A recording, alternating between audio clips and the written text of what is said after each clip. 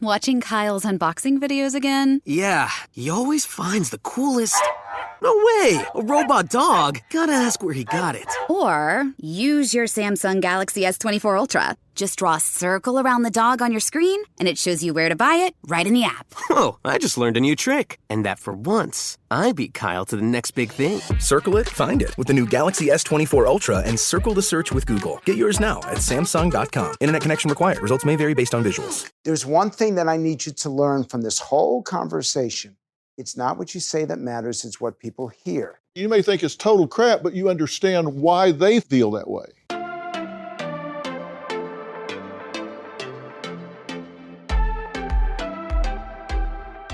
Welcome to Fill in the Blanks. Frank Luntz, who has been a guest on this podcast, is a USC professor and president of Frank I. Luntz and Associates, a survey, research, and consulting firm.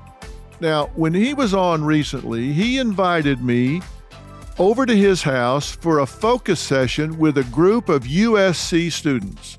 Half of them identify as Republican or at least right-leaning in their political views, and the other half identify as Democrat with a real left-leaning, more liberal view, and there are a few independents in between.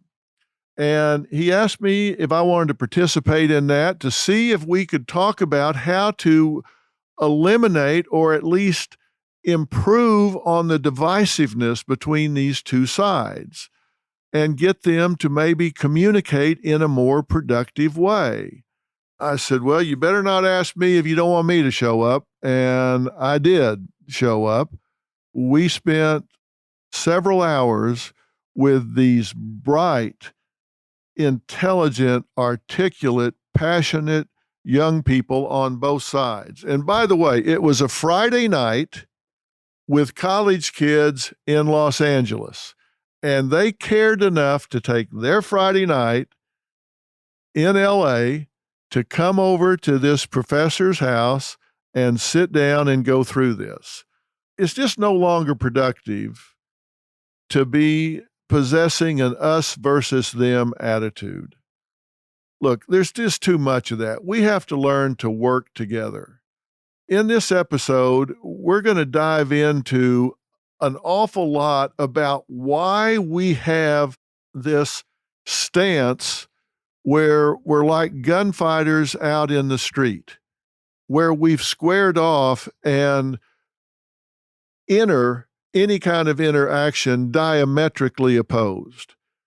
Frank and I are going to demonstrate how to have an open and hopefully responsive debate, Republican versus Democrat. To do this, we're going to have to be impromptu, and the only way that works is if you're willing to listen. You can't respond if you don't listen. We're going to do this impromptu in front of the group, so it's going to put he and I on the spot. We're also going to talk about how to get back in touch with the fact that we're dealing with a human being on the other side. Because everybody admits that they get so wrapped up in their values that they forget there's actually a human being over there that has a lot in common with me.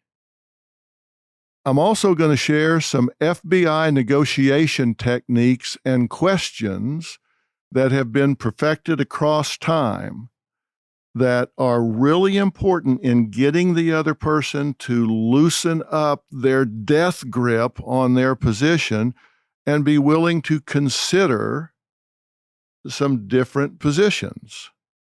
We're going to talk about how they label one another, how Republicans describe Democrats and how Democrats describe Republicans. We're going to talk about the Don't Say Gay debate in Florida.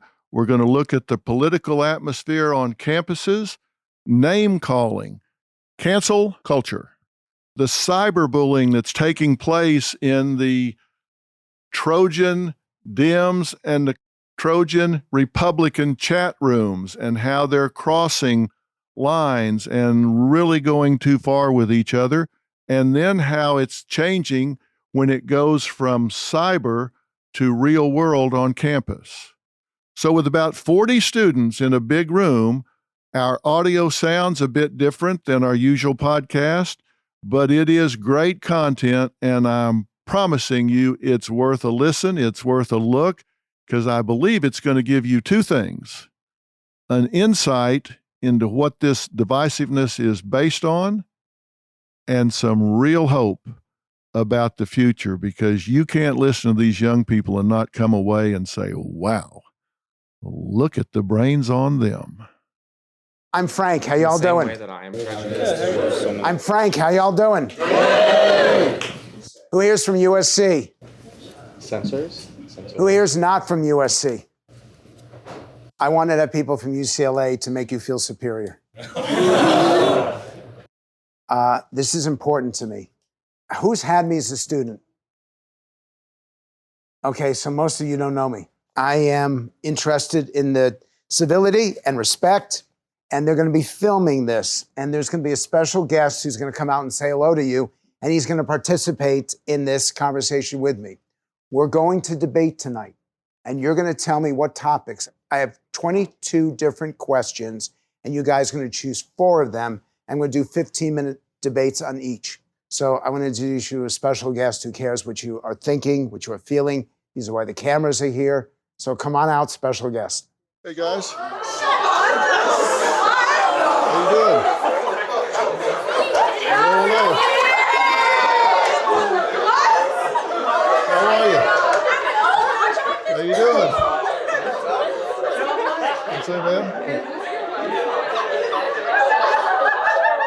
So what do I have to do to get that kind of reaction? You have to get taller. I'm getting taller in the wrong direction. Go bald, I guess. I don't know. He's here because he's a linguist. He's here because he understands human behavior. And he wanted to hear you all speak and communicate. So I'm going to walk you through a little bit of information. And actually, you and I should do an exercise for them. Let's do it. And it's called A to Z. And you know what it is because you had a chance to do it. I'm going to play the Democrat. You play the Republican. And we have to make the argument using the next letter of the alphabet. And I say this because we got a few parents who are here. I try to teach my students to understand the other side, to walk in their shoes, and to actually empathize, because we're not all right and we're not all wrong. And this exercise forces us to listen to every single word that they say. It forces us to be following the alphabet as we're thinking of how we're going to defend our case. Because we're doing the opposite sides, it demonstrates that we have an understanding and an empathy for those that we disagree with, which is really important. And I'm going to challenge you. I don't think you have that empathy. Maybe not the people in this room, but there are too many in your generation who are canceling others you don't agree with. So I'll start with the letter A. You will respond to me the letter B. I'll do the letter C. I'm going to do the Democratic side. You're going to do the Republican side. And through this exercise, I'm demonstrating to you that it is worth it to me to destroy my career by playing a Democrat, because I want to teach you all the importance of empathy. Anyone can see that the Republican Party is the party of the rich, the party of the privileged. What we need is a party of the people. Better choices can lead people to a better way of life if they'll challenge themselves to be accountable rather than blame a system for not putting them in a position they want to be. Can't you? Okay, sucking up will get you everywhere. Can you understand that Republicans don't believe in choices? Just look at abortion. Don't you acknowledge that choices are everyone's opportunity to express themselves in their own lane and do the things that are free will? Don't you agree that free will is inherent to every person, regardless of their age, color, creed, position, starting in society? Every time I hear free will, I think of all the people who've been left behind, all the people who've been forgotten. You don't have free will if you don't have income. You don't have free will if you don't have opportunity. And the Republicans don't provide income or opportunity to too many Americans. Forever can seem like a week or a month or a year, but if you realize that making small changes and letting those changes accumulate across time, they can add up to big results in a short period of time. Go to Compton, go to Watts, and they can't wait. They can't do things incrementally. Tonight, in the time that we are here, someone's going to get murdered there. They don't have time. And that's the problem. The Republicans, they'll take their time. We're out of time, sir, with all due respect. Help someone that needs what you think you need. I'm glad to help someone. I'm glad to participate. I'm eager to. But you keep voting no in Washington. You keep voting against everything that we're trying to do. Just once, cooperate with us. Just once is not enough. Just once needs to become a pattern in which people start to create the results that they want in their own life instead of blaming others for what they don't have. Killing opportunity is not blaming others. Killing opportunity is what the Republicans do by giving tax breaks to the rich and punishing everybody else. Leaving this in other people's lap is not the answer. Leaving it in your own lane and doing the things you need to do to create the changes you want is where you're going to get traction and create the results that you say you want instead of blaming someone else. My family was privileged. My family had a mother and a father, and they were focused on their kids, and I was fortunate. So many families aren't. And I want to know what Republicans are going to do for those families. Never live your life looking over your shoulder. There's a reason the rearview mirror is this big and the windshield is this big. That's really good. See, that deserved the applause, not the first line. And the reason why that deserved the applause is he spoke visually. I can see that rearview mirror. I can see the windshield. I'm thinking of what he's saying. You guys are so focused on making your point that you're missing the imagination. You're missing that thought process that allows me to see the arguments. One time, I want you to admit that you have failed, that man, that orange man, did more damage to this country than good. Well, pretend he doesn't run your life. Pretend that you can write a script for the rest of your life. He does run people's lives. This man is involved in everything. He's endorsing everyone. He's involved everywhere. I just wish, just once, he'd be quiet. Repeat that to yourself 1,000 times, and you're wasting your life. You need to focus on what you can do to rewrite the rest of the script for your life. You don't have forever. You've got to take each year and build on it. Don't ever compare yourself to others. Just compare yourself to where you were yesterday. Shit.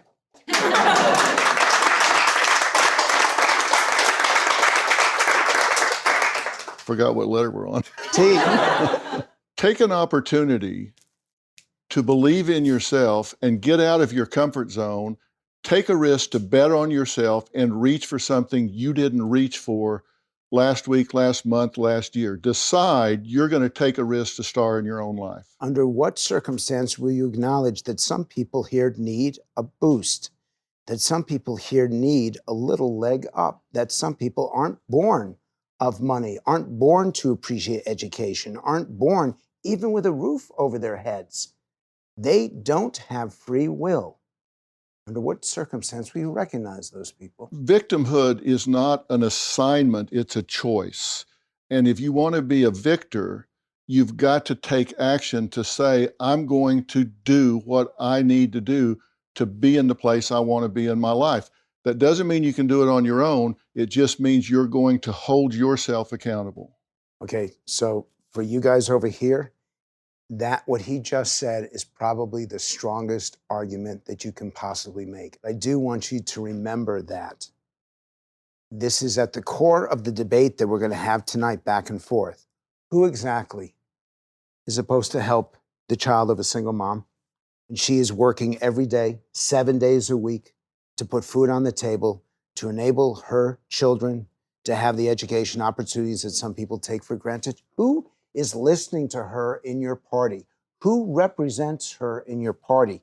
And who is going to stand up and say, she needs a break? Xerox, Exxon, Google, all of these big corporations aren't going to do it. It's going to start at a ground root level where you begin small and you build on the things that you value in your life. There are different kinds of currency: monetary currency, social currency, emotional currency, spiritual currency. Find out what matters to you, embrace that, and be passionate about it. Who's going to help you? You're going to help you, and then you're going to get those around you to rally. I've never met a champion that was a Lone Ranger.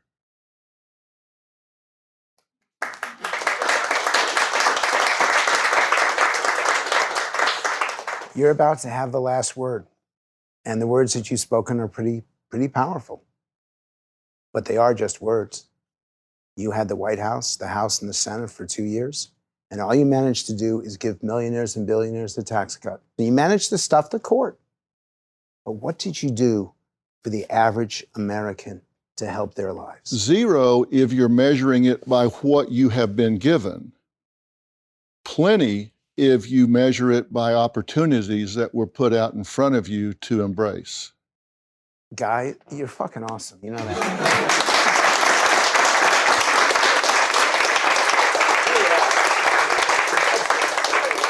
That's not easy when you get down in the XYZs. I'm Katie Maloney, I'm 37, a divorcee, and I'm out here falling in love every day with myself. And I'm Dana Cathan, 33, former needy mess, and delusional Leo, but I've never been happier. Never been happier. You know that. Good. The foundation of this podcast is for people who want to live their life unapologetically. It's a safe space for anyone who's going through a transition in their life or just dealing with the regular bullshit. It's a religion. We're not saying that we're looking to start a coven, but that might be why we started this podcast. But we're not saying that. Join our cult. Community. The coven. Religion. Okay, let's just stick with community. Listen to the podcast. Listen to the podcast. So I know, it's like, I'm thinking, how's he going to get through this? What I should have done is, because I don't want to make his life difficult, is I should have let him go first. I didn't think of it as I started, and then we get down to these points. But it means that you're preparing, you're trying to figure out what you're going to say, but you have to listen to the other person, because you guys do shut down people. And the people who were yelling and screaming never listened to anything that was said at the beginning. They just came to disrupt. And I assume that you're going to learn more tonight by this conversation. Anything before I show them stuff that you want them to know? Well, I'd like to say what I learned from doing that, because I've not done that before. And I found myself, if I was thinking about what I was going to say next instead of listening to what you were saying, I couldn't be responsive. I couldn't just think of a Z word. I had to listen to what you were saying in order to be responsive. And then it was just natural to say, well, zero if you're measuring with that yardstick. But if I didn't really listen to you and instead was thinking about what I was going to say next, then we weren't really having a conversation. And he thinks with his heart, not just with his head. So what was I doing? I'm using a specific word that he said. If you go back and replay this, almost every response, I found a way to take a word that you had spoken of and use that word in my argument. You can't do that if you're yelling at somebody because you can't hear them. So this is a good reason. You want to be impactful. But I want to show you a couple things. What am I trying to say here? Speak up, be loud. Not be loud, be heard. That microphone allows you, if you speak in this room without a mic, you'll be heard by 30 or 40 people, maybe 50. If you have that microphone, you can be heard by 500 or 5,000, because I want everyone to be heard. If you're not heard, you will create the next Donald Trump. If people don't feel heard, they get mad, and then they start to do things that are not necessarily good for others. And I'm trying to address that. So I love this. Does the frog live or die? Who here thinks the frog lives? Raise your hands. Who thinks the frog dies? Raise your hands. Okay, you're all pessimists. If you think the frog lives, please stand up. If you're standing right now, you are correct, but I want to know why. Why does the frog live? Maybe a symbiotic relationship. That's not correct. Why does the frog live? And if you get it wrong, you got to sit down. It wouldn't put itself in danger if it didn't have trust. Or maybe it's a dumb frog or can't see. Down. Why does the frog live? The opportunity cost for the alligator isn't worth trying to capture the frog, so they trust each other. The opportunity cost. Are you in business? I'm an engineer. Oh, God. Just sit down for that reason alone. Does the frog live or die? The frog lives. Why? Because he has a reason to be there. No, it could just be a dumb frog. Down. Why does the frog live? It's Schrodinger's cat. We don't know. It's a self-fulfilling prophecy. Did you do drugs before you came here? Why does the frog live? Is it a poisonous frog? No. No one got it. I can't believe this. Why does the frog live? The alligator full? That's a good answer. That is a good answer. It's the wrong answer, but it's a good answer. Why does the frog live? Alligators don't eat frogs. They do eat frogs. Why does the frog live? I want to see who's smarter, the Republicans or the Democrats. Why does the frog live? Something killed the alligator. You're close. Why does the frog live? Yes. Is the alligator dead? She got it. The alligator's dead. I asked you, does the frog live? It has nothing to do with the frog. You're giving me frog answers. Whether the frog lives or not has nothing to do with the frog and everything to do with the alligator. There's one thing that I need you to learn from this whole conversation. It's not what you say that matters, it's what people hear. When you're debating, when you're arguing, look them straight in the eye. I make eye contact and I don't look away, and it's hard. And by the way, one of my problems, and I need help, I really do, is that I look for the person who's most annoyed with me, and that's the person I stare at. So the whole room could be going like this and really into it, and I'm focused on the one individual that's giving me a hard time. Why is that? I work a lot with juries, and we always went after that person. The 9 we've got, we don't focus on. We focus on the person we don't have, because the real closing argument takes place in the jury room, not in the courtroom. And so we go after that person, and if we can get them, then we know we're making progress. I don't want to preach to the choir. I want to preach to the people that don't agree with me and see if I can persuade them. So I assume that's why you focus on the person that you don't have, giving you minimal encouragers with everything you're saying. So think about this. How often do you see a conservative who comes to your campus that you really don't want there? How often are you trying to move them over to your side versus to dismiss them or embarrass them, to debate them, not to change hearts or minds, but to embarrass? That doesn't win anybody over. College Democrats and college Republicans should be doing so much stuff together because you got one thing in common. You care about your country. You care about your country, don't you? You care about your country, don't you? Don't you realize you've got that in common? That you actually care about what happens in the future of America? Can I ask a question before you move on? Yes. I do a lot of work with law enforcement, particularly with negotiators, hostage negotiators, that sort of thing. What do you think the number one objective is with an FBI negotiator if they're working with someone that's taken hostages? What do you suppose their number one objective is in establishing their relationship with the hostage taker? Mm-hmm. What do you think? Preserve life. Yeah, of course, they want people out. What do you think? Understand their reasoning. I'd say try to humanize them in a way that like also connects them like with their family and their friends. In a sense, some of that is right, but they will tell you this. They have never had a hostage taker surrender or release a hostage until that hostage taker believes the negotiator understands why they took those hostages to begin with. You don't have to agree with it. They have to know you understand why they did what they did. And that hostage taker is never releasing those hostages till he knows that that negotiator gets why he did that. And that's not happening on college campuses. They're not understanding why that person that they're objecting to being there feels the way they feel. I didn't say you have to agree with them, just that you understand why they're taking the position. You may think it's total crap, but you understand why they feel that way. I'm going to ask Democrats, give me a word or phrase to describe Republicans. Start with the engineer. Word or phrase to describe Republicans. Fiery. Nationalist. Emotional. Responsible. Conservative. Prejudiced. Word or phrase to describe Democrats. Sensitive. Emotional. Naive. Young. Activists. Censors.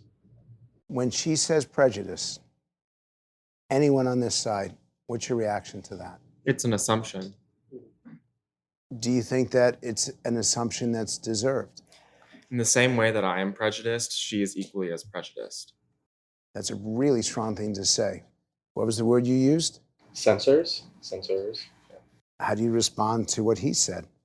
Anybody here? I think what happened in Florida just now is a good example where Disney spoke out against the Don't Say Gay bill, and the Florida legislature moved to take away Disney's special tax status. So that doesn't seem like Democrats censoring to me. That's one of my biggest issues is like for example, Don't Say Gay isn't even really in the legislation. So it's just the hijacking of these narratives that aren't really entirely accurate that kind of stokes division in itself. It's a really strong accusation. How can it stow division when Don't Say Gay specifically is censoring certain information in elementary classrooms? No, it's the bill is about limiting sexual education and sexual orientation education in the classroom. It's saying that it's the perspective that shouldn't be done in the classroom setting. If you can't teach religion in a public classroom setting, why should you be discussing sexual orientation? You teach, elementary small children about a virgin birth in the Bible, and that has to do with sexuality. If a public high school teacher or a professor at USC mentioned Christianity or invoked the virgin birth, I think the Democratic side would be upset with that and try to censor that and cancel them. I mean, they would probably not only be fired, but possibly sued. But I'm not saying in a classroom setting, I'm saying at home. You're saying that, children are too underdeveloped to be able to understand these kinds of topics, and yet at home and at church, you're talking about these things. If the state can't pick a side with religion, why is it, teaching kids something like this so young? Going into the private life, and even back to your point, a lot of what is not even taught in the private life or in the home is about sexual orientation or understanding. You can't dismiss a child for knowing this at such a young age, or even letting them have that voice to have that come out at some point. And a lot of the time, sexual orientation, all that comes to sexual education, yes, partially is taught in the school, but a lot of it is already censored because of legislation. I have a question for you guys. We don't start our times tables till we're in first grade. We don't start pre-algebra till we're in fifth grade. So why, if we already regulate bipartisan education topics, can we not regulate the ages that you are taught something as important as sexual orientation? We already regulate other subjects. Because you can't regulate what's not there. The fact of the matter is that the American school system is so lacking in our sexual education programs in the first place that any removal of some sort of education is going to really impact students. I was able to learn about, healthy sexual relationships or healthy relationships dynamics. If I had learned that in school, I think it would have been a lot healthier for me than learning about it on the internet where that's unregulated and that's going to be unsafe. Even learning the vocabulary words for certain body parts can help children feel more empowered and confident in confronting sexual abusers or knowing, is this a safe touch? Is this not a safe touch? These are the kinds of things that I personally don't trust my fellow Americans to teach their children at the certain ages. So you said that we're lacking in a quality education in the country. My question to you is, what is the purpose of going to school? It's a simple question. What is the purpose? What are we meant to learn in school? What we learn in school, in addition to subjects that prepare us for taking part in the marketplace, is how to be citizens in a democracy and how to interact with other people socially. The grooming language we see coming from the Republican Party accusations towards LGBTQ people and Democrats that we are supporting grooming, that we are trying to put children in sexual danger is quite frankly beyond the pale. And the right-wing media that's spreading it is pretty dangerous and is probably going to result in real-world material harm. You got tons of families that are now sending their kids off to school, expecting them to be learning the basics of language and learning about numbers and certain things. You're talking about 3rd, 4th, 5th grade. The law only talks about K-3. We're talking about tiny, young kids that shouldn't be even having to think about these things. If they are to come to these thoughts, let them come to fruition naturally. I can tell you in section 3 on line 67, the word specifically that is used in the bill is prohibited. How can you tell me that the word prohibited is not censorship? Can I ask 2 questions? Just by show of hands, who has read this Florida bill? 2, 3, 4, 5, 6, 7 of you. So there are about 50 students in this room right now. I haven't read it, so I'm not trying to shame anybody for not having read it because I haven't read the bill. Who should decide what it is that should be taught? Who should make up that lesson plan? What I'm saying is, what should be the credentials of the person that decides the content of that curriculum? Should it be a pediatrician, a child psychologist, a developmental psychologist? I mean, school is a social investment into our societies. It's fundamentally there to build and grow a society, to make it more economically viable. And yeah, sure, it's a state matter, but we also have to look at schools as a social investment in terms of keeping societal cohesion. What credentials should someone have that puts together that curriculum? It shouldn't be one person, first of all. It should be multiple people with doctorates in education, people in child psychology, people in, pediatricians who know the hormonal changes of kids over each grade. Kids are such a sensitive and such a temperamental project, and we have to be willing to look at them age to age. We can't, use a business market or like any format that doesn't look at them as individuals who are going through severe changes. Who agrees that it should be a multidisciplinary task force that, okay, see, you've got some agreement on both sides of that commonsensically it should be a multidisciplinary group that comes together and takes into account age appropriateness, psychological readiness, physicality, hormonal maturation, things of that nature. But what you just did is something that rarely happens in these debates. You gave a rationed, specific answer. You brought people together with that answer. Yes, two thumbs up. Good for you for what you did. And I want to compliment you guys because several of you asked them questions. How often does that happen in a debate? Where you actually seek to learn something from the other side? So why is it that you don't want to have these students canceled?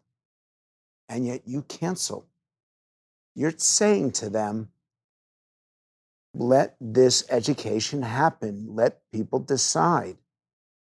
But you don't allow people to come onto campus that have points of view that are different than yours. I mean, we had 2 debates recently in which the Trojan Democrats and USC GOP had debaters face each other. I was in both of them. We're very much open to the marketplace of ideas, and we invite people to speak with us. Do you guys feel like your campus is open? Do you feel you're going, no? I mean, not necessarily. Like when it comes to, being a Republican and talking about it on campus, it's not very, I can't even wear my GOP shirt on campus without people coming up to me and kind of yelling at me and bringing up certain political topics and then trying to have a debate with me. I mean, I'm just kind of thinking back to the second debate when we were just trying to have a debate and then the mic just kept getting grabbed from our party. Did that happen? I openly invited him to speak on economic policy, whether fiscal or monetary, multiple times, and he didn't stick to the subject once, and I kept trying to get him to give me one policy. But you grabbed the mic, right? I grabbed the mic from him after he went off topic again for the 3rd or 4th time. So your solution to that was just taking the mic from him and shouting over him? What's the environment for Republicans on college campuses? I'm asking you. I would say it's not as welcoming. Most of the time, I refrain from having political conversations generally because the topics tend to get overblown or overheated. What does it feel like to be a Republican on campus? Frightening. Frightening. Frightening. Why? I related a lot to, I'm a member of the Christian club on campus, one of the Christian clubs. And so just because of it's very polarized, there are many people who, if you announce to others that you are a Christian, that you believe in Christ and you have a faith centered around such an individual, that you are in a way looked down upon, because again, something that liberals or Democrats generally will argue about is that you are against people who identify as homosexual or non-heterosexual. Overall, you carry this cloak that really makes you stand out among others, and it feels like you're targeted. But what's your reaction to that? I just want to disagree with this sentiment that politically diverse ideas are not welcomed on college campuses. I think we as Americans are as divided as we are at college campuses. It's translating from our national politicians and the media. We are just a byproduct of what our politicians and our media are telling us every day. And when we do interact, we are reflecting our larger society, which is more polarized than ever before. So just because we are young, in my opinion, and this sentiment that college campuses are the only areas of the American populate that are divided is just not accurate, in my opinion. Going back to you saying that you were terrified to be a Republican on campus, I have firsthand experienced some of the biggest atrocities is basically the word I would use to describe, coming from the USC GOP, calling women who've had abortions murderous whores. Oh, it goes on. Commenting on women's appearances, comparing their personalities to, she looks this way, so this is of course her personality. But when it's going on in a group chat messaging with the entire club, and the president is seeing this and commenting things when no one is calling anybody out, when comments are being liked, it's the entire club. So for you to say that you're terrified to be on campus as a Republican, I'm terrified to be on campus with individuals who think this way. We have a group chat that is, for a lot of people in our group, I would feel the most comfortable talking about anything is in this chat, because we can't just blatantly go walking around campus talking about the things we said. It is polarizing if I was to put my opinion out there. I'm not condoning what he said about you. It's absolutely inappropriate. But to go ahead and use that as a generalization and say that, guess what? He can say that, and we also can give him backlash on it. We have. But what else do you expect us to do other than you generalizing us into that group? I think the issue here more is the animosity from both sides.